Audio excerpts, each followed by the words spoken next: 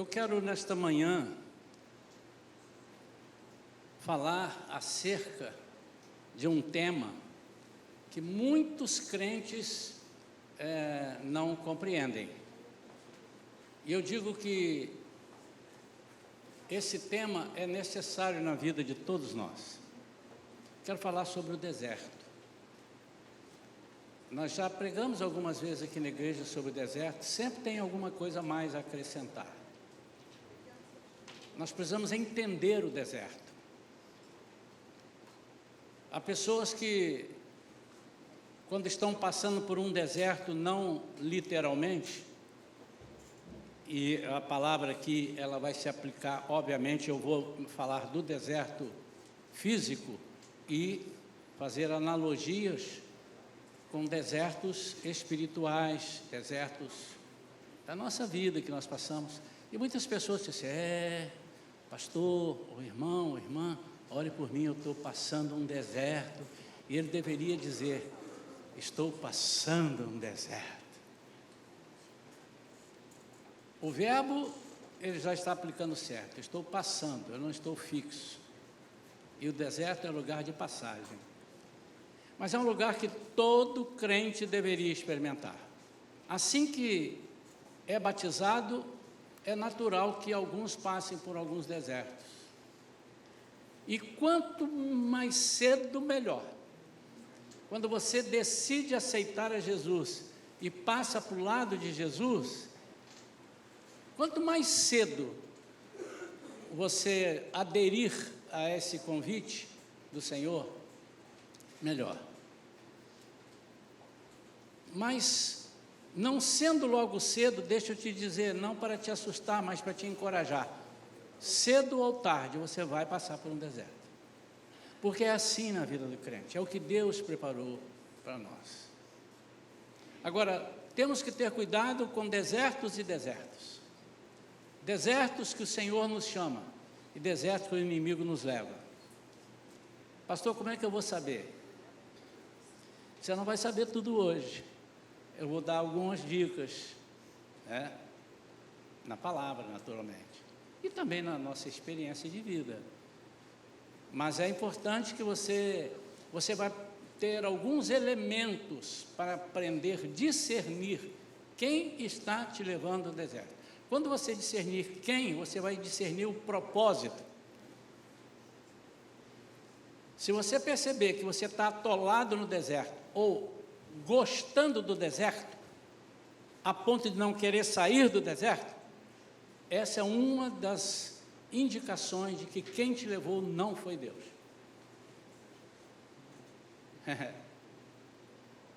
Quantos querem ouvir a palavra de Deus? Quantos querem aprender? É uma palavra de instrução, de educação cristã, é uma palavra de crescimento, e eu espero que você nesta manhã saia daqui mais firme do que você entrou. Você saia daqui com mais vontade de servir a Deus do que entrou.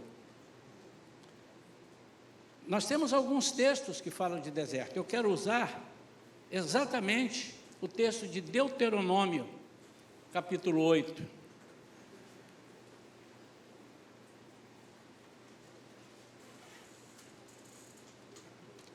Nós vamos ler os versículos 2 e 3 inicialmente. Deuteronômio, toda a Bíblia tem Deuteronômio. É o 5º livro da Bíblia.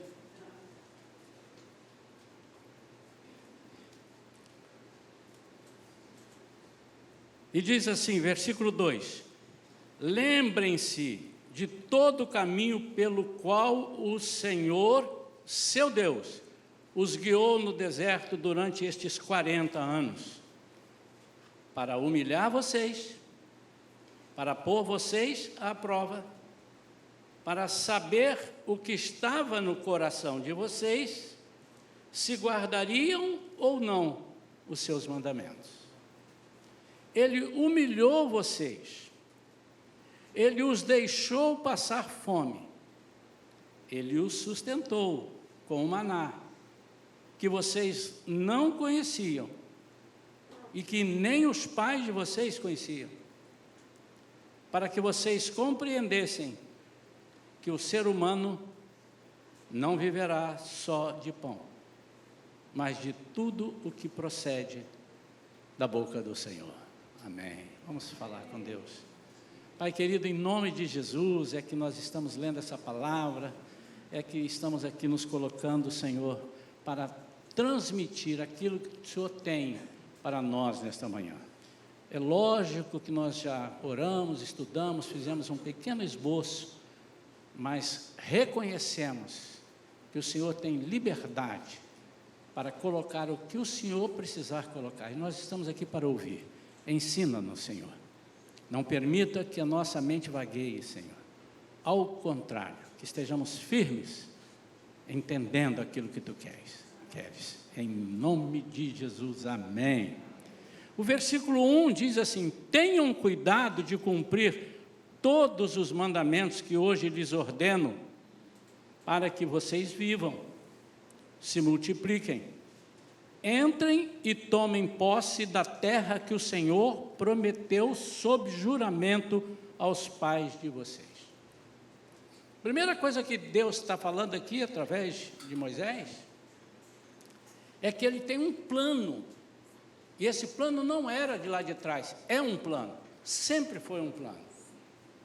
Deus seria louco de nos criar e nos deixar perecer, não nos trabalhar, não nos edificar, para irmos para um céu que é um lugar de maravilhas, um lugar de perfeição, para morar com Ele.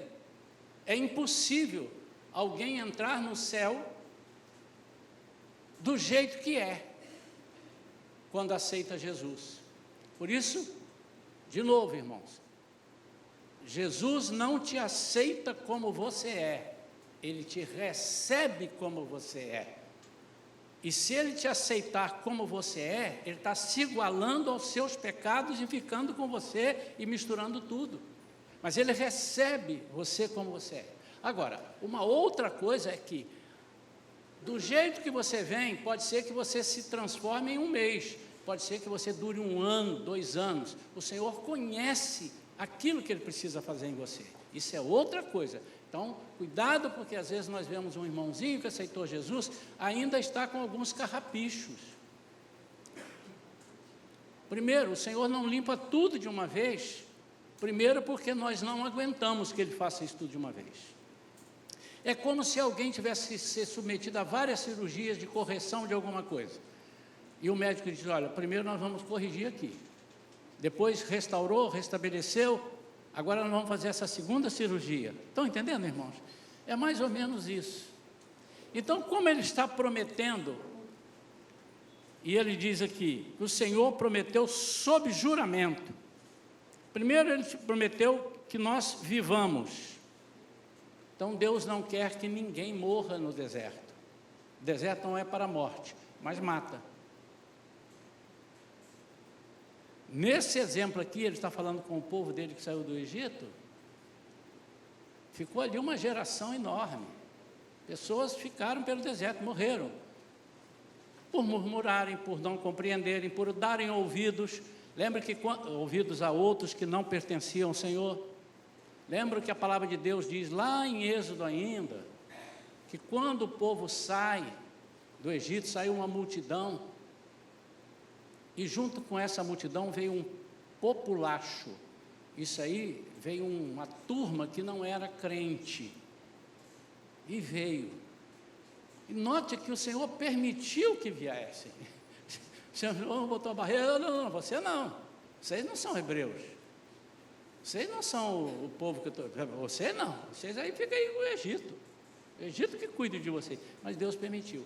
Ele permite a qualquer pessoa vir. Agora, nós temos que ter o cuidado de saber conviver, e foi por causa, principalmente, desse populacho, dessas pessoas que não tinham compromisso com Deus, é que os de Deus foram corrompidos. Olha para mim, todo mundo aqui agora, como é que chama isso aqui? Não é orelha não, irmãos, ouvido, isso aqui é orelha, ouvido. né? Isso aqui, olha, é impossível nós vivermos nesse mundo sem ouvir e sem ver aquilo que não queremos ouvir e aquilo que não queremos ver. A diferença é você gostar do que ouve ou não gostar do que ouve e vê.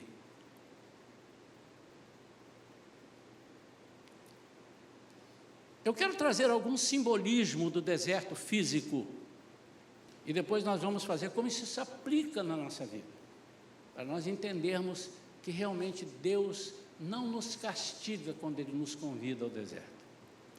Primeiro simbolismo é um lugar de santificação. Uau, pastor, eu preciso ir para o deserto?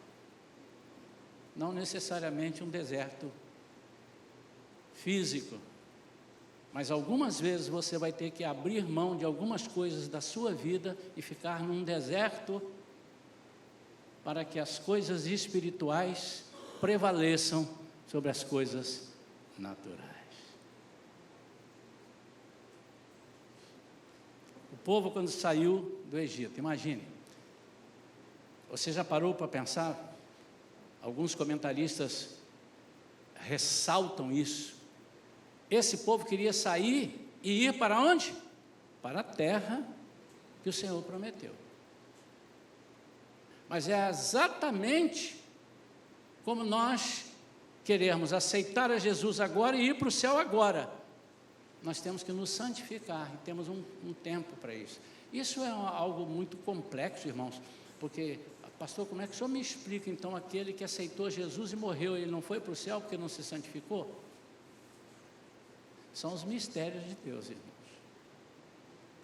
Até porque nenhum de nós tem capacidade de dizer, por exemplo, os irmãos que foram batizados semana passada, né, estão aqui alguns deles já. Eu não posso garantir que vocês fizeram isso com sinceridade, mas nós perguntamos. E mesmo que não tenha sido com sinceridade, o Senhor sabe antes de você responder que não foi por sinceridade. Mas Ele permite. Porque na caminhada com Ele, você tem a chance de amar esse Deus maravilhoso. Por isso que no Evangelho, primeiro nós aceitamos, depois nós amamos. Os orientais, lá na antiguidade, segundo alguns historiadores e alguns biblicistas muito famosos, eles dizem que eles primeiro casavam, depois eles amavam, porque é com a convivência que você passa a amar, e que também é com a convivência que você passa a desamar.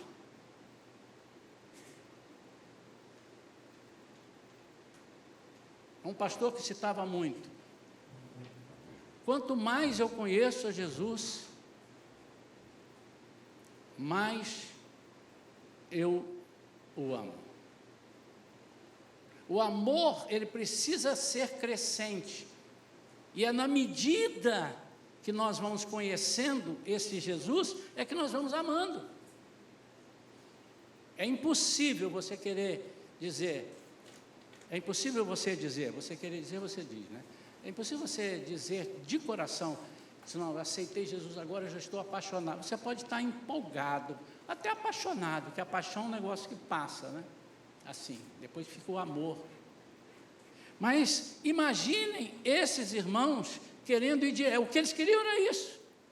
Eles queriam direto que algo os pegassem ali no Egito e transportassem. Eles estavam muito perto da terra prometida. Cerca de 2 meses no máximo, eles estavam lá. E por que 40 anos?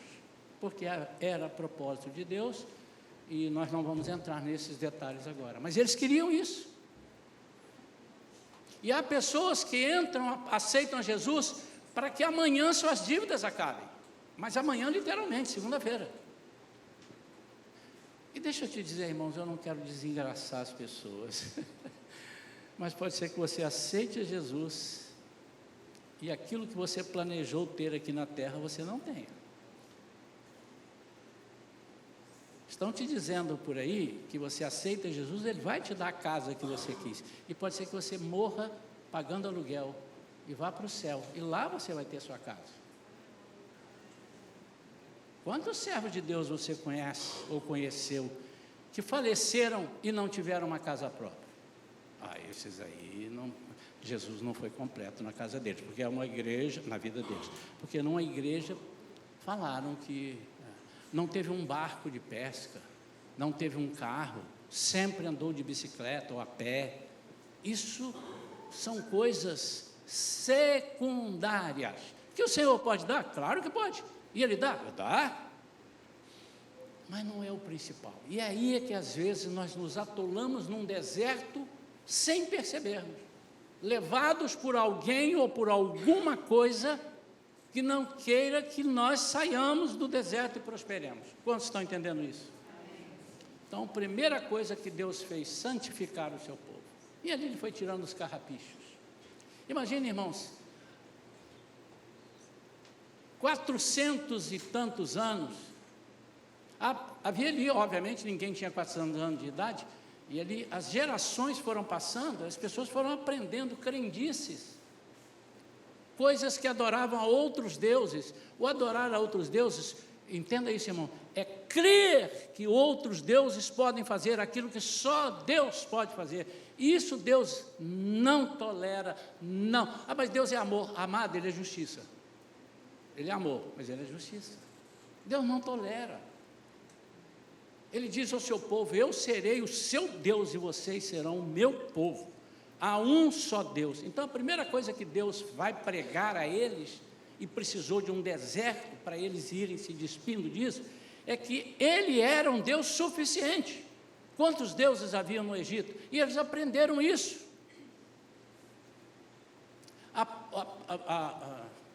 O próprio simbolismo da Páscoa, ou seja, antes da Páscoa, ou seja, a morte dos primogênitos,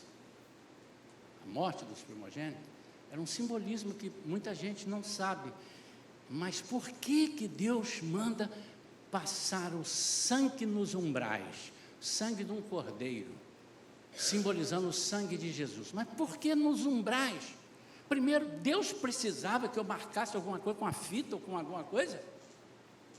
Ele tem memória, ele sofre de amnésia, ele não é capaz de reconhecer quem são os seus filhos? A Bíblia diz que Ele conhece-nos antes de sermos formados no ventre da nossa mãe. Salmo 139. Mas por quê?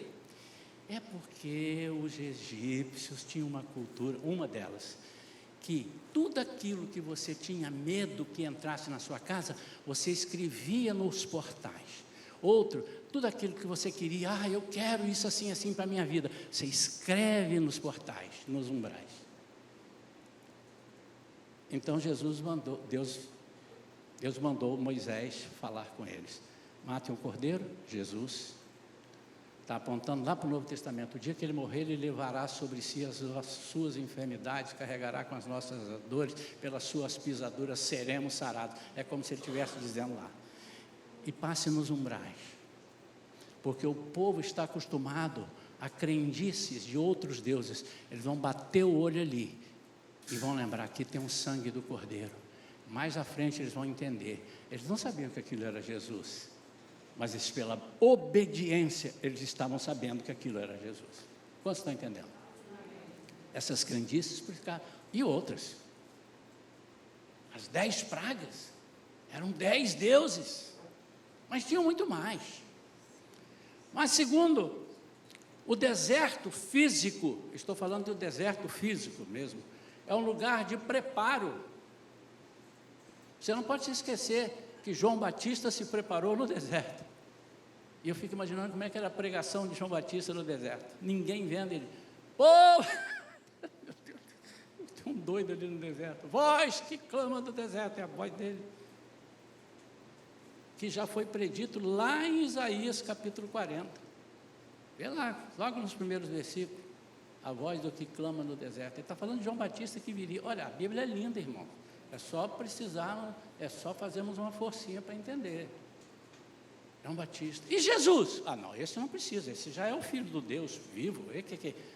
Antes de começar o seu ministério, quando ele fez 30 anos, foi batizado e alguém o levou ao deserto. Quem foi? A Bíblia diz claro, o Espírito Santo o conduziu ao deserto. Para quê, irmãos? Está dizendo lá, para ser testado. Jesus, o Deus, precisava ser testado? Jesus, o homem. Ele era 100% Deus, 100% homem. Olha o deserto. E tudo que o diabo ofereceu a ele, as 3 principais coisas da conversa, eram coisas que tiravam Jesus do processo. Todas. Adoração, milagre, transforma a pedra em pão. Ele podia transformar, sim, mas eu já disse aqui na igreja, transformar a pedra em pão naquele momento, ele era satisfazer a si antes dos outros, e ele veio para satisfazer os outros. Proteção. Jogue-se daqui, o Senhor. Engraçado que o diabo cita, estou lembrando aqui, o diabo cita assim, porque está escrito aqui, que o Senhor teu Deus te protegerá, quando você sabe. Só que ele não completou o versículo. E o versículo diz, em todos os teus caminhos. Ele não disse isso. E ele estava protegendo naquele caminho ali. O Senhor está me protegendo, Ele está me dando força. Vamos continuar. É lugar de preparo. Muitas vezes, para nós nos prepararmos, nós temos que fazer um monte de coisa no deserto. Lugar de ausência de vozes.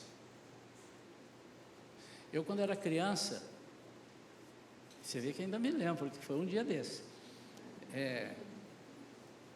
Lá na minha cidade tinha uns lugares que eu gostava de ir, tinha uns vales assim, uns lugares bem desertos, eu gritava assim, alô! Aí falava, alô, eu ficava. Aí nós ficávamos apostando lá, eu e mais uns colegas, vamos ver quantos alôs, quantos nomes, João, e meu nome é mais importante que o meu foi mais longe. Dependia da força que a gente aplicava, a gente ficava ali nos nossos 9, 10 anos de idade, mas é lugar que você não ouve. Mas agora você tem que ter um cuidado, porque o diabo também vai no deserto. Então você tem que ter cuidado que voz que você está ouvindo. Pastor, como é que eu vou saber? Calma, irmão, você quer saber tudo agora?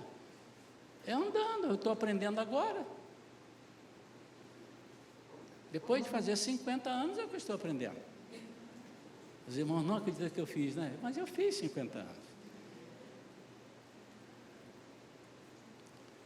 Em Oséias, capítulo 2, versículo 14, disse, eis que eu a atrairei e a levarei para o deserto, está falando de Jerusalém, e lhe falarei ao coração. Está falando com Israel, principalmente, E nós somos o Israel de Deus, nós somos o povo escolhido. Ele nos atrai para falar conosco. É tanta bufunfa, irmãos, é tanto ruído, é tanta zoeira. De vez em quando estão inventando aí, eu estava olhando recentemente um celular, e aqui agora tem um aplicativo, você aperta aqui, e você está falando com a pessoa, ele anula as vozes que estão ao seu redor, para você só ouvir a pessoa que está falando. Eu falei assim, olha isso aí, Deus já inventou isso há muito tempo. Mas o deserto é a ausência de recursos. Lembra que o povo de Deus estava com Jesus ali, logo depois que João Batista foi morto, aí Jesus se retirou para um lugar, o povo foi, ele não sabia que o povo estaria lá, e o povo estava lá, ele pregou, aí houve o quê? Um grande milagre, a multiplicação dos pães e dos peixes. Mas antes da multiplicação, Jesus teve uma orientação dos seus discípulos, despede a multidão, porque o lugar que estamos é deserto. Esse deserto aí não era de pessoas, tinha ali 5.000, tinha mais, porque tinha as crianças e mulheres, que naquela cultura não eram contados.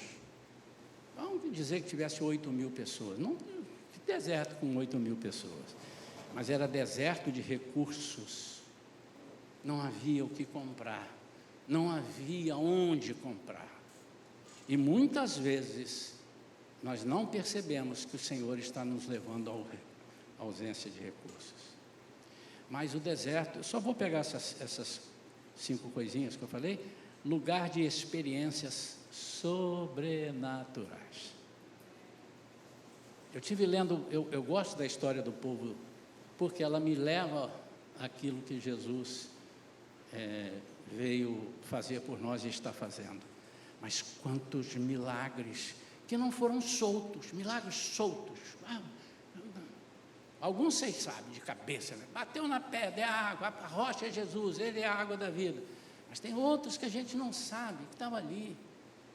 A serpente de bronze, erguida numa haste alta, apontando para Jesus. O bronze é tribunal. E quem era picado pela serpente venenosa, se olhasse para aquela serpente de bronze, era curado. E a Bíblia diz que quando nós clamamos, olhamos para o Senhor, ao olhar para Ele, olhar não é só olhar contemplando, é olhar com fé, aceitar Jesus, nós somos sarados de tudo. Nós principalmente somos transformados. Serpente. E outros, a água amarga, joga-se uma madeira lá dentro, tipificando a cruz. Jesus que tira todas as nossas amarguras. Mas um monte. E a passagem pelo mar? Essa é mais importante. A passagem pelo Mar Vermelho, tremendamente importante. Aquilo ali simboliza o batismo em Jesus Cristo que nós teríamos, porque aquele povo não era batizado, mas a Bíblia diz que eles foram batizados por Moisés ao passarem no Mar Vermelho. Eles entraram aqui e saíram vivos do lado de lá, mostrando, virá aí, todo aquele que crer e for batizado, será salvo. Essas pessoas, enfim. Como aplicar o deserto em nossa caminhada com Jesus? Primeiro, não podemos entrar no lugar da promessa sem antes nos adequarmos. A Bíblia fala sobre nós mudarmos as nossas vestes. O Novo Testamento mostra em várias parábolas, em alguns lugares, o grande banquete, aquele que entrou e não estava com vestes apropriadas. Essas vestes não é um uniforme. O filho pródigo, quando ele chega, uma das coisas que o pai diz, traz a vestes novas. Nós não podemos entrar no céu com vestes velhas. São as vestes novas que nos permitem entrar através do sangue.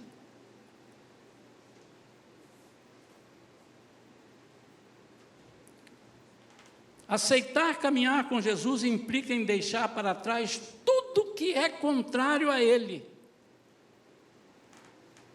Se o povo saísse do Egito e entrasse na terra prometida, a terra seria contaminada. Nasceria uma terra cheia de crendices. Era o Egito 2.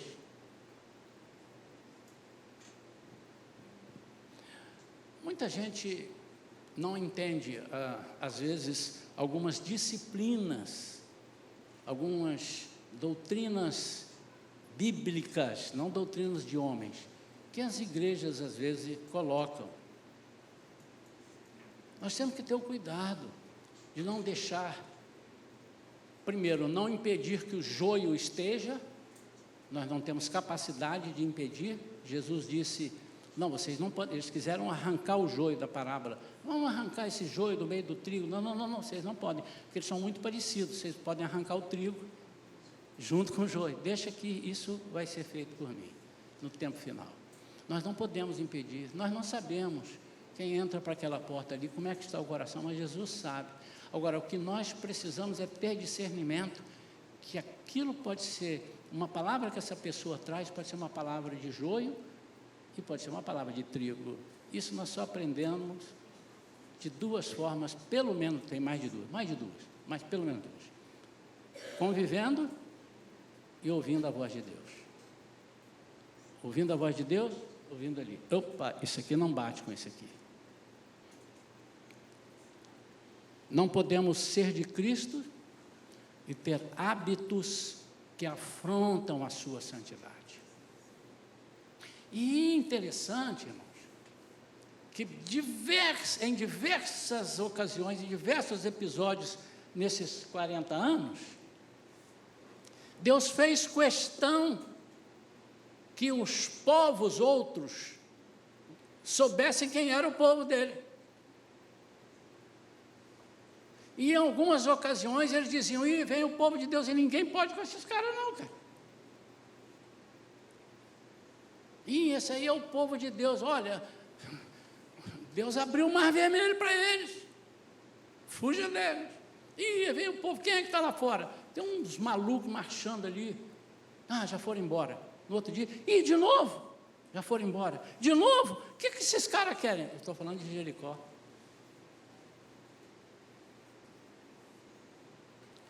Nós não podemos ser de Cristo e gostarmos. Eu vou mudar aqui, tá? O verbo gostar. Gostarmos de hábitos que desagradam a Cristo. Eu cometo algumas coisas, você comete, todos nós cometemos, porque nós ainda estamos na natureza pecaminosa. A minha pressão de vez em quando sobe, quando eu esqueço de tomar o remédio. Ou tomando o remédio, ela sobe porque eu me aborreci com alguma coisa que eu não tinha que aborrecer, porque não era para mim. Essa semana passada eu me aborreci com as coisas, não da igreja, particulares, né? E cheguei lá para fazer fisioterapia, eles medem a pressão estava 14/9, que não é normal, o normal dela é 12, 11, né, por 10, por 8, por 7. A primeira pergunta que ela me fez, você se aborreceu? Aí ela respondeu na frente, aborreceu sim. Eu falei, eu já ia falar, eu estou só esquerdo. Não, mas ela quis me salvar. Ela aborreceu mesmo. Tipo, briga com ele, não pode aborrecer. Mas não é que não possa, nós não conseguimos se não treinarmos. Então, não é que você não vai desagradar a Cristo, não há um só cristão que não desagrade a Cristo, porque nós temos ainda uma natureza pecaminosa. Mas você tem que ter cuidado para não fazer disso o seu dia a dia, o seu modo de vida. Então, gostar disto e gostar daquilo, aquilo aqui, pode ser frontalmente contra a vontade de Deus. E se você não abandonar, Deus vai se afastar de você. Não, Deus não se afasta de ninguém. E a Bíblia quando diz assim, aquele que se afastar de mim, eu me deixarei afastar dele. E como é que eu me afasto de Deus? Gostando das coisas que não são de Deus. Eu não estou falando de bobaginha, de coisinha, não. Alguns lugares as pessoas, está vendo? Futebol não é de Deus, porque tem muito palavrão lá.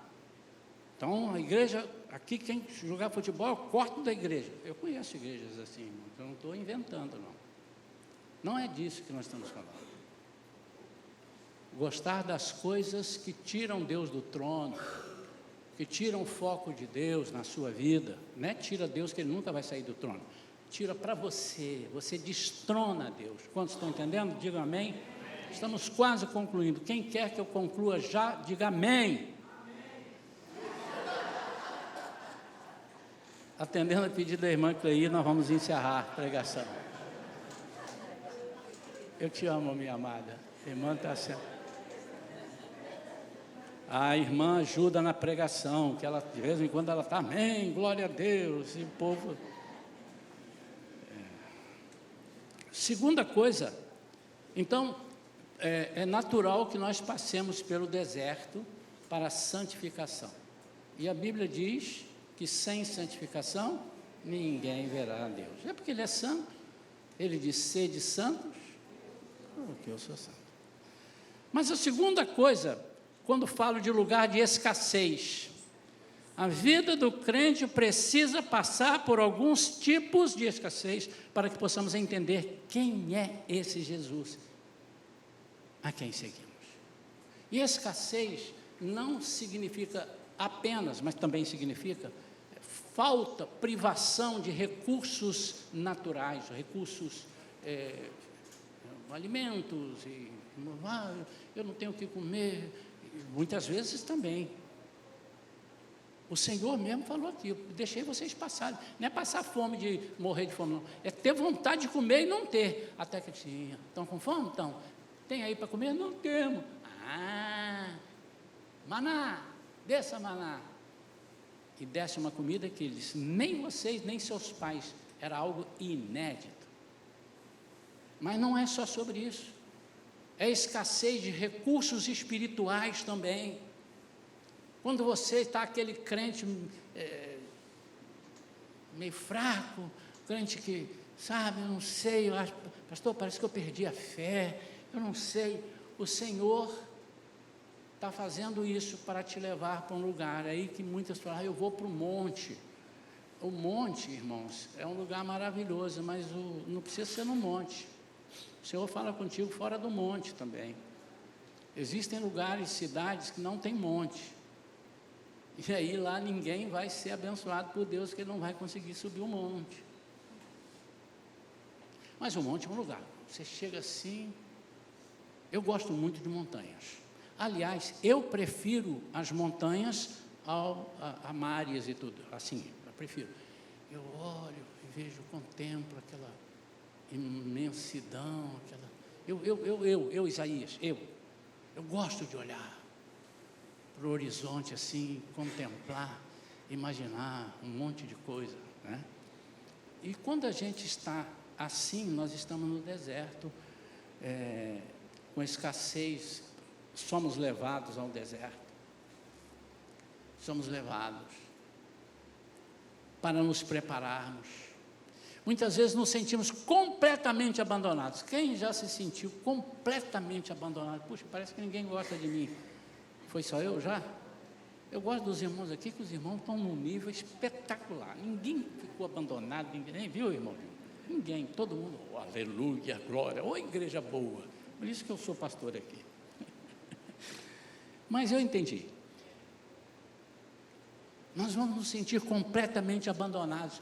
Parece que todo lugar que você bate, fecha a porta. Ontem eu estava conversando com um irmão, não é dessa igreja aqui, ele estava numa festinha de aniversário, e ele sentou, lembra disso?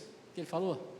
E ele disse assim, que uma pessoa, aliás, foram 2 testemunhos, esse é do irmão daqui da igreja, esse outro que eu vou falar agora.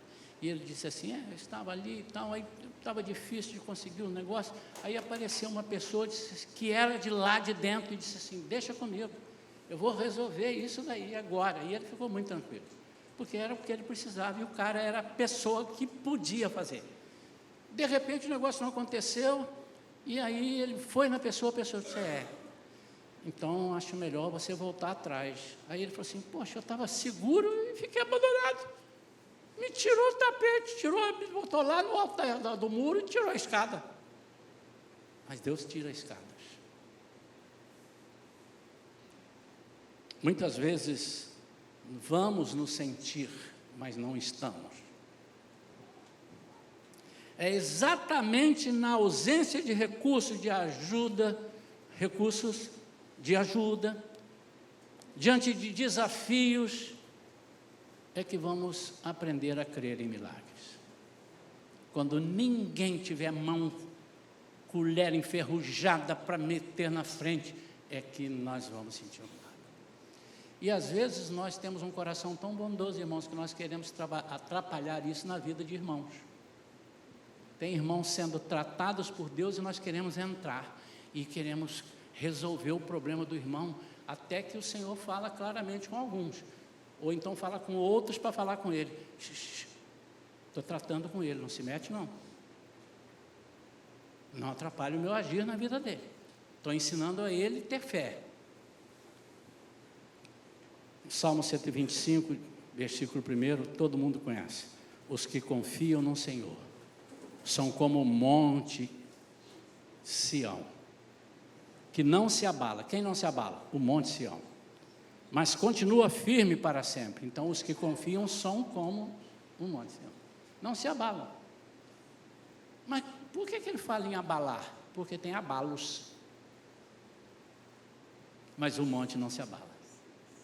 Então, crentes, irmãozinhos, vocês vão ser abalados à volta. Mas confia no Senhor, permanece nele. Agora, preste atenção, esse lugar de escassez, que é o lugar para milagres, não são para suprir necessariamente as suas necessidades ou pedidos, embora isso aconteça.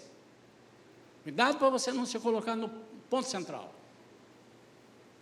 Mas é para te fazer crescer espiritualmente e forjar em você, fabricar em você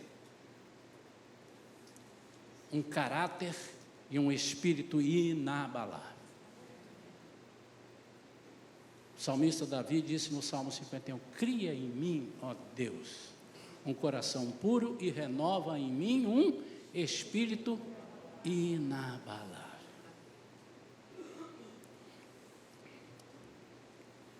Terceira aplicação na nossa vida, o deserto é um lugar de passagem, eu falei isso aqui. Não é para habitar, mas é lugar para atravessar. Se você está demorando muito sair do deserto, tem alguma coisa errada. Ou você errou a rota e está dando voltas,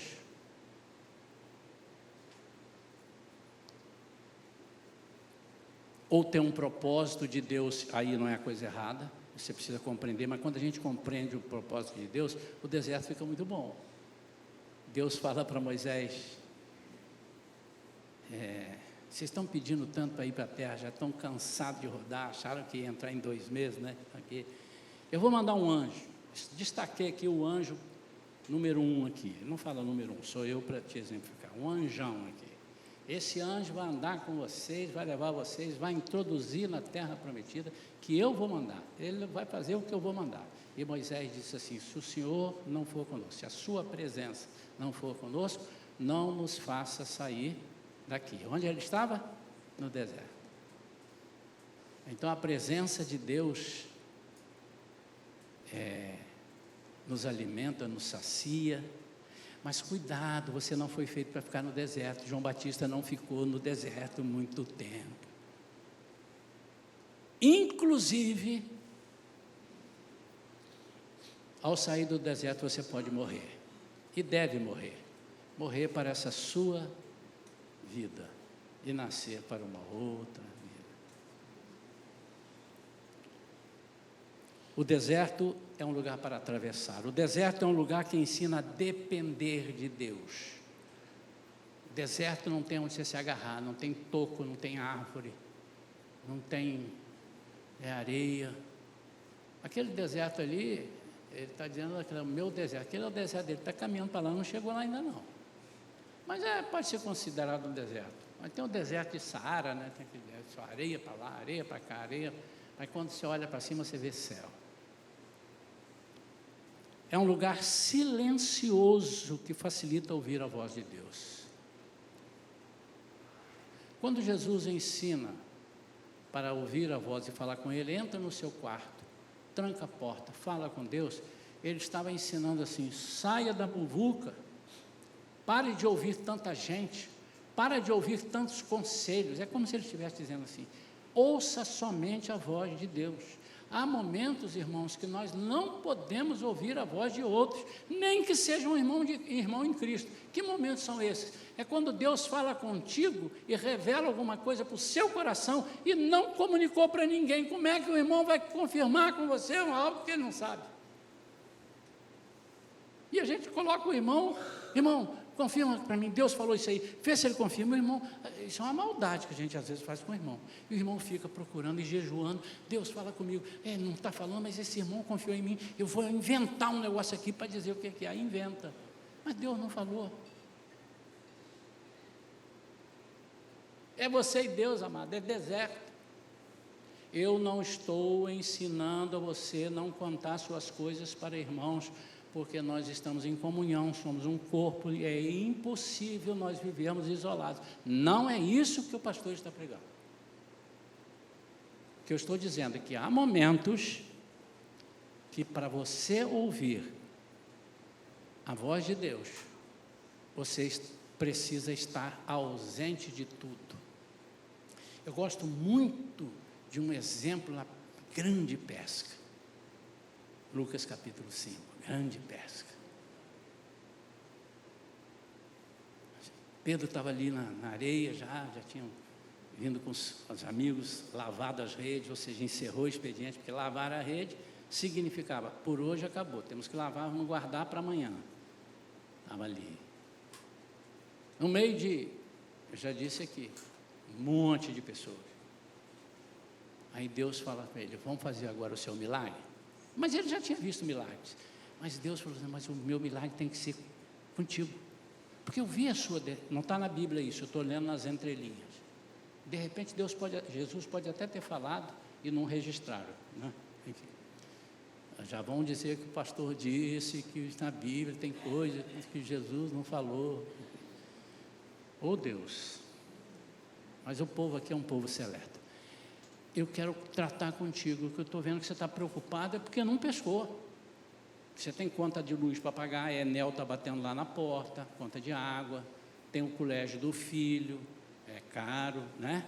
Então você está preocupada com os peixes que você ia vender e não vendeu, não é verdade? Então nós vamos tratar disso agora. E aí eu fico pensando, por que Jesus complica as coisas que podem ser fáceis? Porque há um propósito. E Jesus podia ter dito assim, peixes, fecha o olho, Pedro, apareçam agora dentro do barco. Pedro, Jesus podia fazer isso, irmãos? Se você falar, pastor, o senhor está exagerando, mas foi ele que fez aparecer dentro d'água, ele não pode aparecer na terra? Pedro disse, eu conheço de pesca, não é hora de pescar. Devia ser ali, 11 horas do dia, estava Jesus, toda vez que pregava, demorava muito a pregar, na pregação, porque tinha milagres, enfim, já era um tempo. Ele podia falar, vai para casa em paz, Pedro, lá você vai ter uma surpresa. Chegava lá, os peixes tudo pulando dentro do tanque. Não podia. Aí ele disse assim, vamos jogar a rede de novo. E o que ele disse? Afaste-se.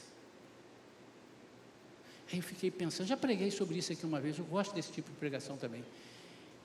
Aí eu começo a conjecturar, isso a Bíblia me dá, é o meu de Chosen, é o meu. Ele tirou Pedro dali e levou para lá, porque aí Pedro não tinha ninguém para ajudar ele. Era Pedro, o mar e Jesus. Eu não tenho que ouvir conversa fiada de alguém.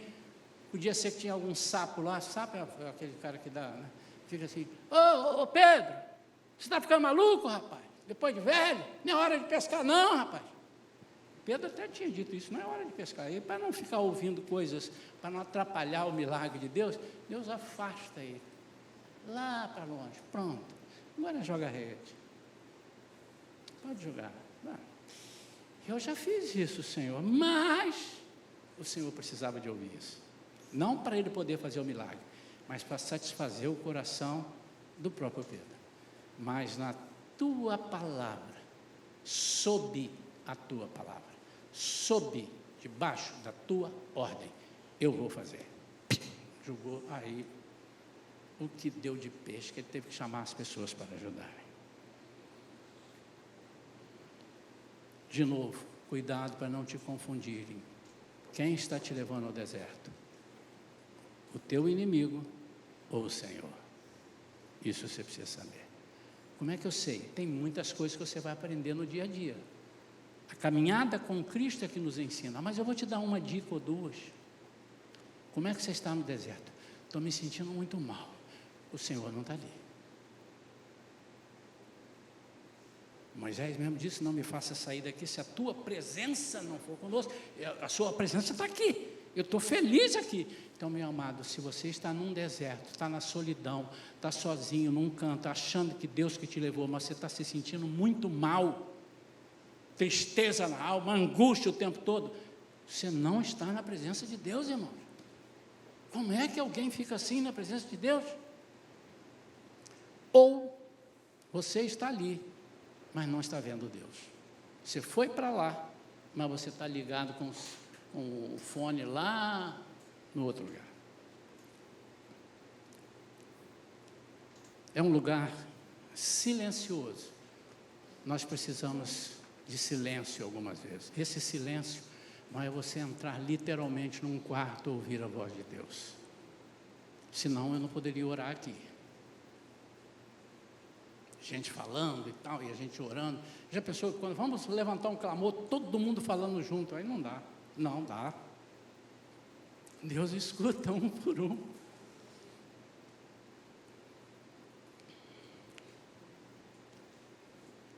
O inimigo quer te destruir, o Espírito Santo quer te aparelhar. E é o resultado no deserto. Depois de alguns dias, você vai discernir quem é que estava contigo no deserto. Finalizando, irmãos, deserto é lugar de refúgio. Você guarda essas 3 coisas que eu vou citar aí. Lugar de refúgio,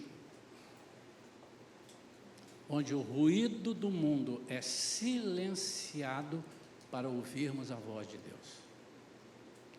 Lugar de prova, onde a nossa fé é testada.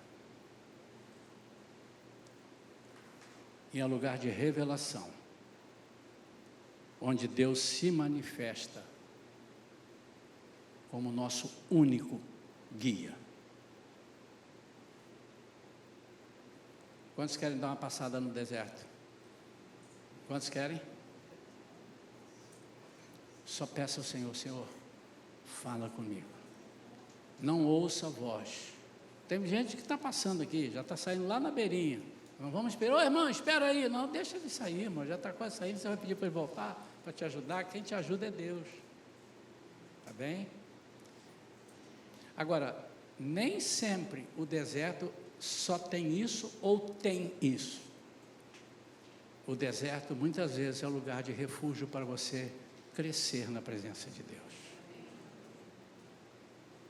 É abrir mão daquilo que pode tentar te ensinar errado. Nós estamos aqui na igreja com um projeto de ensino cada dia maior. Nós entendemos que é pelo ensino que nós não erramos. Vamos errar porque temos uma natureza pecaminosa, mas é pelo ensino. Jesus é que disse isso, vocês erram porque não conhecem a palavra de Deus.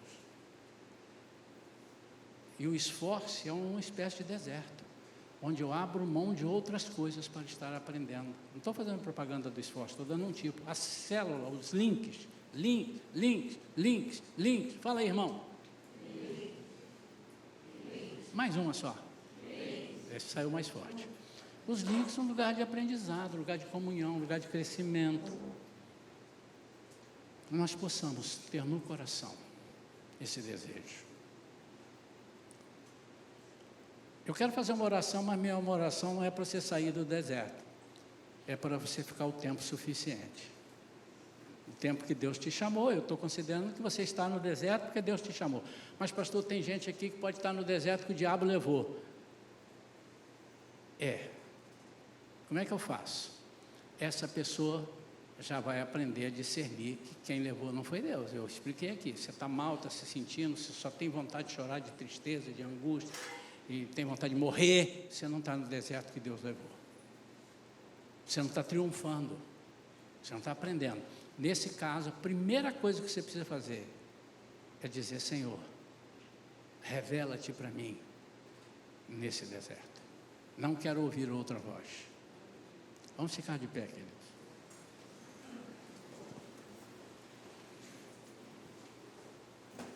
Eu queria que você colocasse a sua vida diante do Senhor. Eu vou orar agora. Se você quiser vir aqui ao altar para receber essa oração, pode vir. Eu gosto muito do altar, né? Eu não gosto de misticismos e nem de religiosidade. Só no altar que Deus fala. Mas o altar é muito bom, irmão, muito bom. Parece que um negócio diferente acontece. Mas se você quiser, pode vir. Eu vou fazer uma oração para que Deus te revele em qual deserto você está. Para te dê paciência, porque Deus quer que você passe mais 15 dias no deserto, você está querendo sair agora. Deus vai falar contigo. Mas, sobretudo, para Deus abrir a sua mente. Isso é importante. Amém? Amém? Quantos querem isso? Todos. Você possa orar por isso, irmãos? Amém? Feche os seus olhos. Pai querido, em nome de Jesus, essa foi a tua palavra, aquela que o Senhor mandou hoje para nós, para mim e para o teu povo todo. Senhor, nós não sabemos. Mesmo tendo sido instruídos aqui, não sabemos, vamos errar. Por isso nós te pedimos, Senhor, fala conosco, em todo canto. Agora, Senhor, nós não quisemos dizer que o Senhor só fala no deserto.